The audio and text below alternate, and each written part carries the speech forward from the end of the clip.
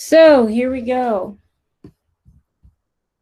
So the learning target still is I can find strong evidence that supports my claim. We're going to be hitting this really hard. I know that you work on this in science as well, your claim evidence and reasoning, same thing in English, probably your other classes as well. So our meeting agenda today was, I just have one announcement for you, and then we have a read aloud, and then a lesson, and then next steps. So we're going to keep cruising on here. I just want to remind everybody that there is a reading resource, and it's located on Classroom, and it actually is the audio book read in different voices. It's located on Classroom under the Bronx resources. If you prefer to read along and listen to this, go ahead and do that, because the voice actors for the audio is really good. So today's reading goal, we're going to try to read through page 86 in class. Not sure if we're going to get to it. I'm only going to be able to read for about 10 minutes instead of 15 during the meet. Caleb, I'll answer your question in a second. But whatever we don't get through today, you're going to need to finish reading all the way through page 86. Get through Devon, okay?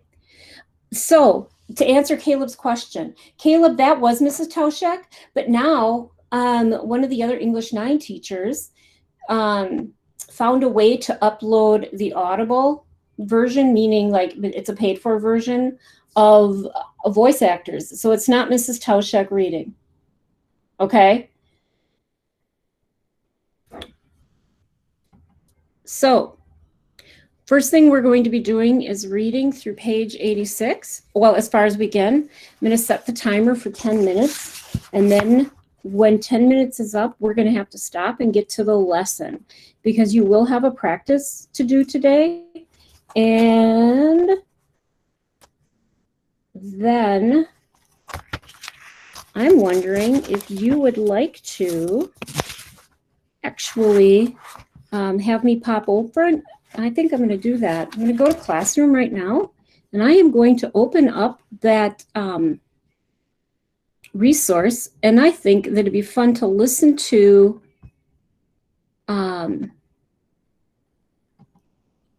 the reading of this and not me reading it. So we're going to go down to, they're all divided up. We're going to start with Lupe.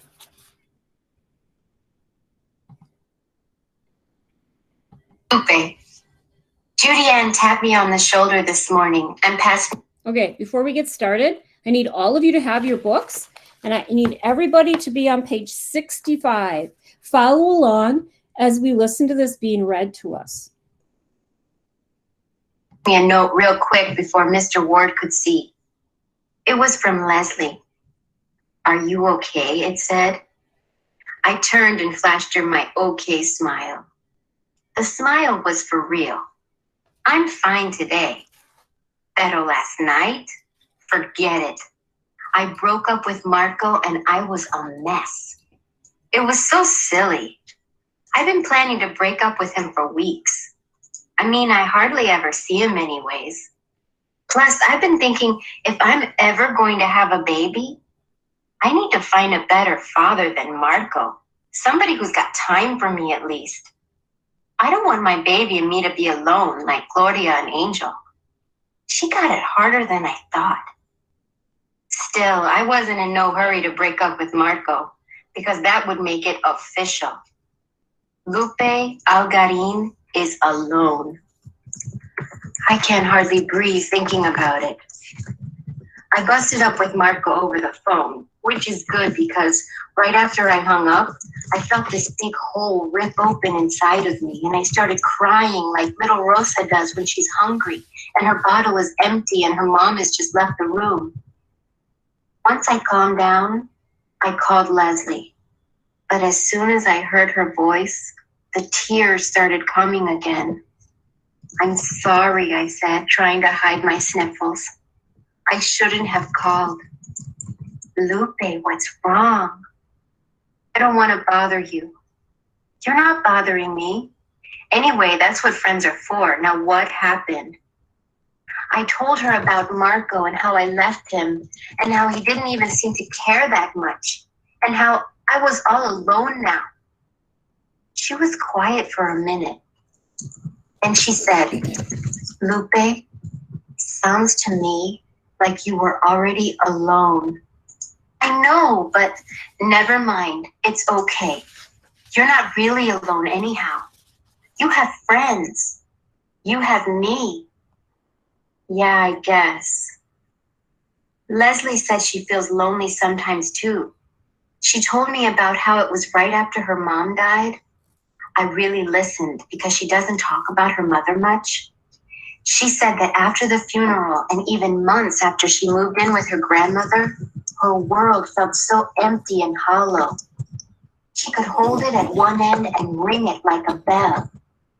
It's better now, she said. We must have talked for an hour. I can't remember half of what we talked about, except that Leslie said friends can be like familia. Only she pronounced it familia. It took me a minute to figure out what she meant. Anyway, she was right. So I don't have a boyfriend now, so what? Neither does Janelle or Gloria or Leslie, but we have each other. Maybe we can all be alone together.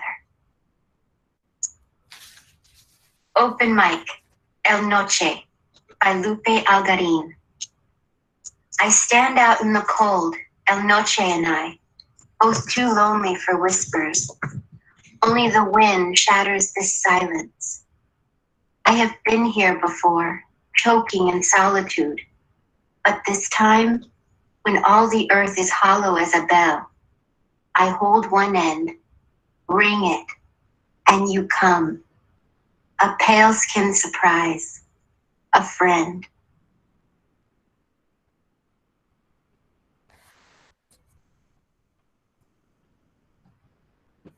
So that was Lupe. Now I need some feedback.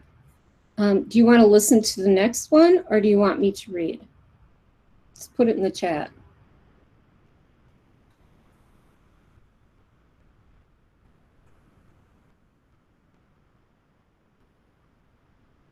Don't everybody tell me at once. Okay, Caleb says listen. And since Caleb responded first, Caleb gets the way.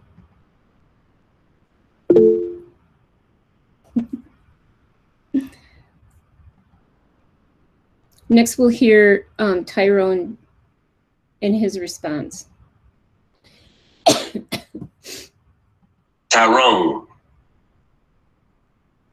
Her voice is so soft. I close my eyes every time she reads, trying to hold in the sound a little longer. I'm glad Mr. Ward asked her to read her piece over again. She says it like a whisper, but it's powerful stuff. That's one thing these ladies know how to do. Be soft and strong at the same time, like my mom's. Okay, let's go on and let's take a look at Janelle. We'll listen through Janelle, her poem, and then what Tyrone has to say. And then you're going to be responsible for reading through page 83 for Thursday. Okay? So let me pop back on over here. I'm liking the way this is sounding.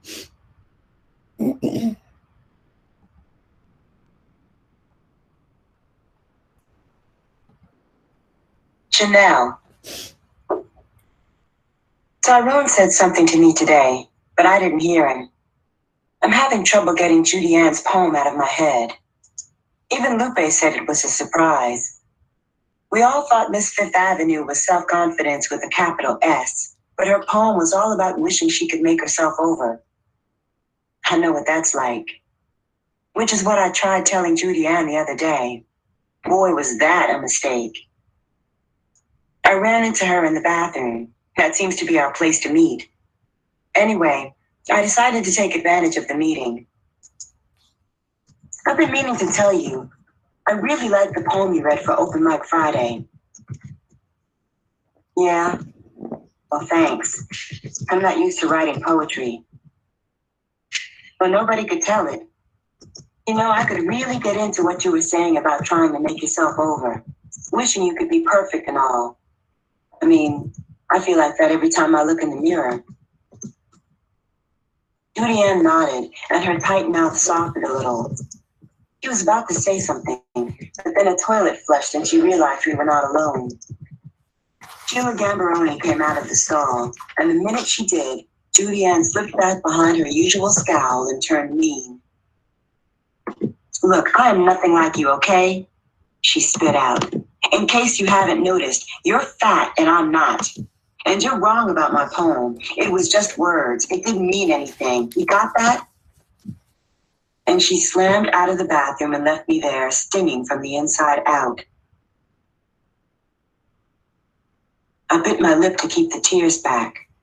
I turned the faucet on and washed my hands a few times, staring at the sink until I heard Sheila step out into the hall.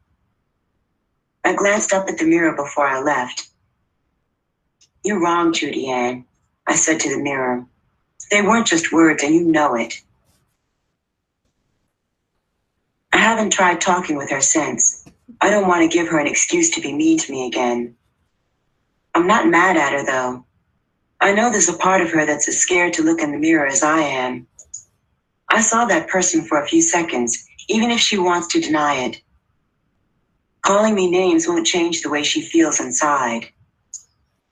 One of these days, she's going to find that out. Open mic. Mirror, Mirror by Janelle Battle. Sisters under the skin, we meet in the mirror. Our image is superimposed for one split second. Ready or not, I peer into your soul and dive deep, splash landing in a pool of pain, as salty and familiar as the tears on my cheek. Your eyes don't like what I see. You don't want to be me. So you curse and smash the mirror, which gets you what? A bit of blood? A handful of glass splinters? Another source of pain.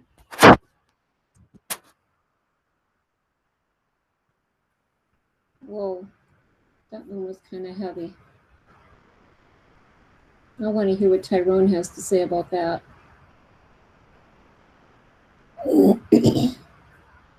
Tyrone. Janelle is working it. Seems like her pieces are getting tighter. Actually, I think everybody's getting better. Practice makes perfect, I guess, and we be getting plenty of practice these days. Mr. Ward had to switch open mic from once a month to once a week because so many people be wanting to read their work. I believe there's more to this thing than Mr. Ward planned on. But he's cool. Keeps rolling with it.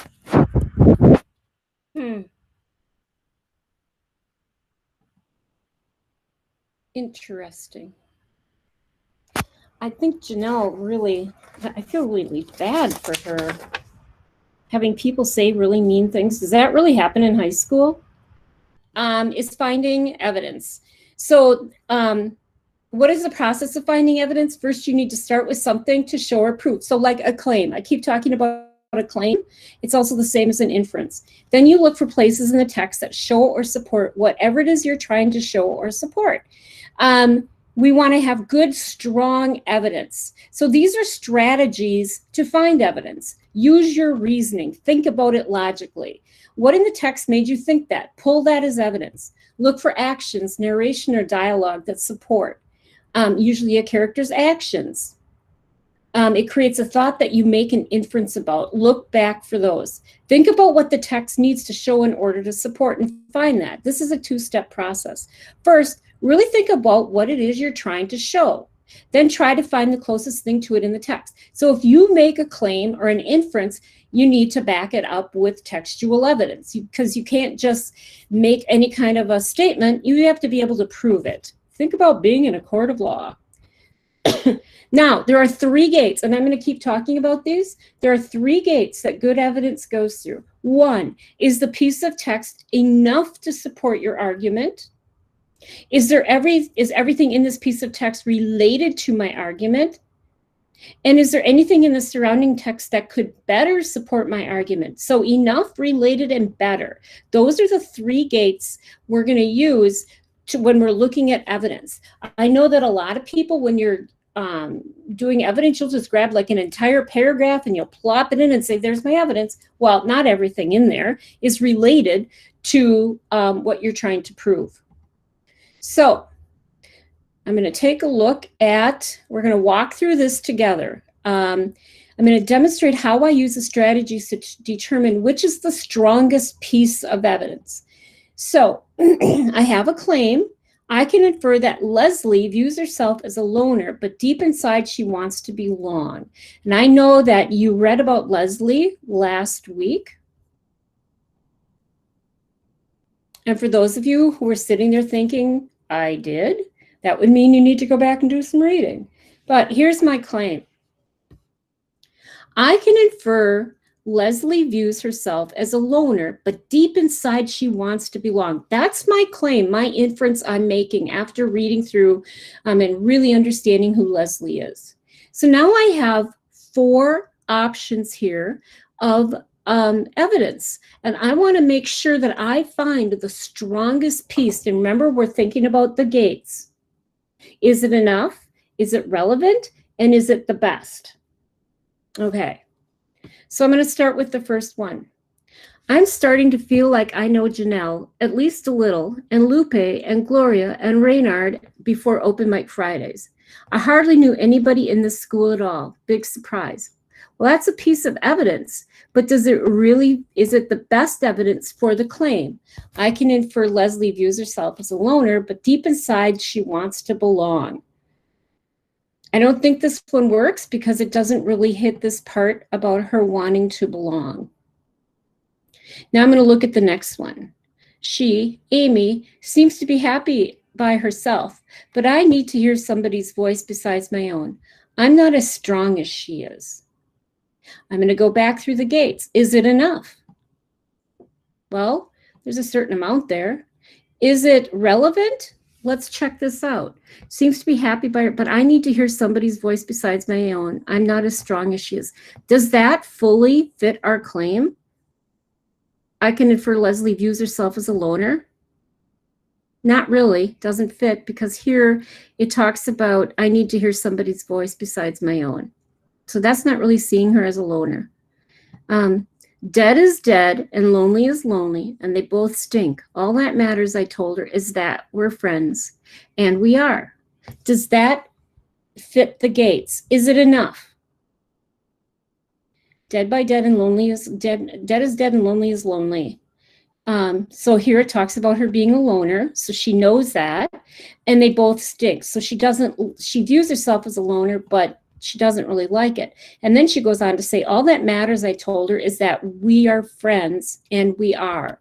And then, does that fit but deep inside she wants to belong? Well, I'm feeling like this is a strong piece of evidence, but I need to read the other one, the other quote, to see if it's the best one. I'm white, they're Black and Hispanic. I grew up in Westchester County. They grew up in New York City. I like Sheryl Crow. They like Lauryn Hill. It's like we come from 2 different planets.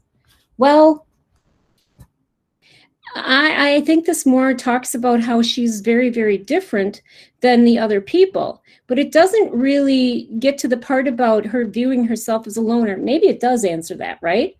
And it could, because when you think about she's kind of separating herself out and she's like not like anybody else, that probably answers that first part, but it doesn't answer this part. But she, deep inside, she wants to belong. Nowhere in this piece of evidence does it refer to that. So in this case, this is the best piece of evidence. Dead is dead and lonely is lonely, and they both stink. Okay, so it talks about her, she knows what it's like to be a loner. All that matters, I told her, is that we're friends, and we are. And that answers this second part too, but deep inside she wants to belong. So I'm going to choose that as the best piece of evidence. And in this case, I can highlight it, but I can also grab this, copy it, whoopsie, copy it, and put it down in this box called selective evidence. Okay. So that was the practice with this. I know that it's gone through the 3 gates. Is it enough? Yes, it is. Is it relevant? Absolutely answers both parts of that claim. And is it the best? it is the best. Of the 4 options, this is the best. So it goes through all 3 gates. Now, here's a rubric that we're going to be using when we're looking at finding evidence. And you want to strive to get a 3. And the 3 is, this is grade level. So the 3 says the evidence chosen is a good choice and it supports the claim. Yes, it does. However, there may be better evidence, maybe more evidence needed, or more relative information needed narrowed down.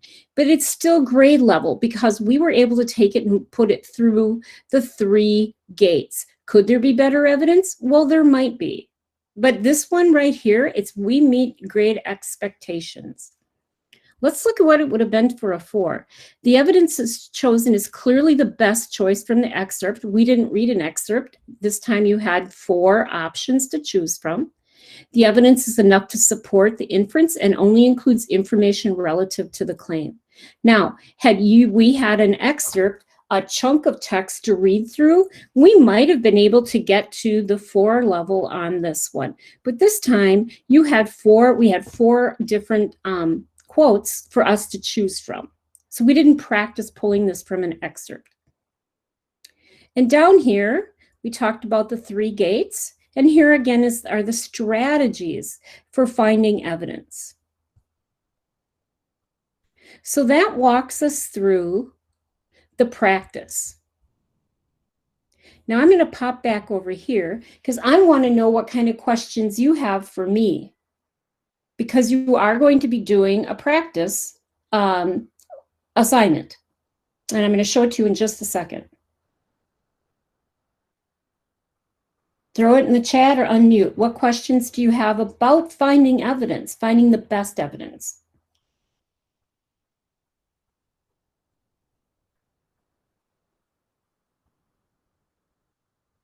Okay, I'm going to assume that you're all still breathing, that nobody died out of boredom, and that you're still with me on this. And I'm going to pop over to Classroom now and show you where your practice is, the assignment, and I'm just going to show you quickly what you need to do with it. So let me get back to Classroom. Zach, you're dead. Thank you for being able to type that while you were still dead. How do I know how many pages I read per day? Okay, Caleb, I'll get back to that in just a second. Right now, we're going to go to Classroom, Classwork tab, and I want you to see where this assignment is. It's right here. Actually, I'm going to move it down and right there. And I'm going to click on Finding Evidence Practice. Somebody's already done it. This is what your assignment looks like. Now, if you need more instruction on how to do this, I've already created a little video that walks you through how to do this assignment. But you're going to make sure you're going to read through all of this. Notice that here's some success criteria, meaning how will you know that you've learned, right? So you will have to attempt to choose the best piece of evidence for that claim. That's worth 5 points. And explanation, I can explain. Now you're going to explain in detail why the choice was the best. And remember, think about the 3 gates. This time you do have an excerpt, a chunk of text right from the book. We're going to go back to Tyrone from pages 7 and 8. It's all right here for you. And there's also already a claim for you, because I want you to be able to justify why it's the inference. I want you to be able to justify, that's your explanation, which of these 4 is the best choice. And then you have to explain why it's the best choice. So this is really where the bulk of where your points is coming from, your choice explanation. Okay? So you're also going to have to make sure I know which one that you're choosing. So you could either highlight, you could underline, you could do about anything. By the way, that's not the answer. I just happened to pick the first one. Highlight, underline, I don't care. Somehow indicate which of these you are choosing as the best evidence. And again, right here, you're going to give an explanation. refer back to the 3 gates. Don't just say it's enough, it's related, it's better. Tell me how. Why is the evidence you choose, A, B, C, or D, the best? Okay? This is due tomorrow. Any questions right now about the assignment?